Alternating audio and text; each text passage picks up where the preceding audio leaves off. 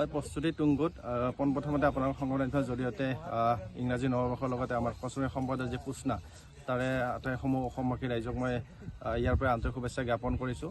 আৰু হয় আমাৰ এই গোৱালপাৰা জিলাৰ জুৰিগাঁও বৰমপাৰা অঞ্চলত আমি যোৱা বছৰৰ পৰা এই পুষ্ণা উৎসৱ উদযাপন কৰিবৰ কাৰণে যোজা চলাইছিলোঁ আৰু যোৱা বছৰ সম্পূৰ্ণ হৈছিল ভগৱানৰ কৃপাত। আৰু এইবেলিও আমি এইবেলি অলপ বিশেষ ধৰণে আমি প্ৰস্তুতি চলাইছোঁ, কাৰণ এইবেলি যি আমাৰ প্ৰাণৰ শিল্পী হিয়াৰ আমঠু জুবিন গাৰ্গদেৱৰ যি মৃত্যু ঘটিল, তেখেতৰ সোঁৱৰণতে আমি তেখেতে যি এখন এই সংগীত পৰিৱেশন কৰে যি গীটাৰ এখন গীটাৰ তেখেতে ভাল পোৱা যি গীটাৰ ব্যৱহাৰ কৰিছিল, সেই গীটাৰৰ আৰ্হিত এখন আমি নাৰাৰে আমি গীটাৰ প্ৰস্তুত কৰিবৰ কাৰণে সক্ষম হৈছোঁ। ইতিমধ্যে হোৱা নাই, কিছু পৰিমাণে বাকী আছে।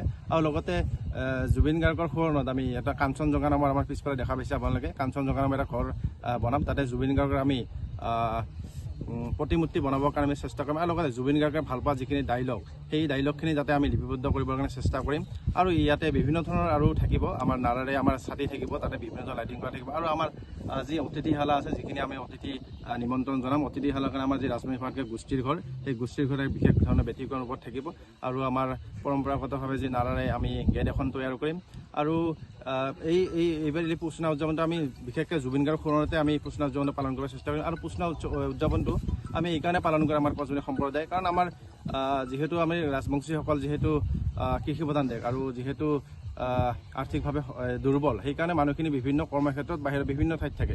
গতিকে সেই মানুহখিনি আমাৰ মাঘ বিহুত পুষ্ণাৰ সময়তে যিহেতু ঘৰত আহে, গতিকে আমি গাঁৱৰ ৰাইজে সকলোৱে মিলি এসাঁজ খোৱাৰ কাৰণে এই পুষ্ণা উদযাপনটো প্ৰতি বছৰে পালন কৰা হয়।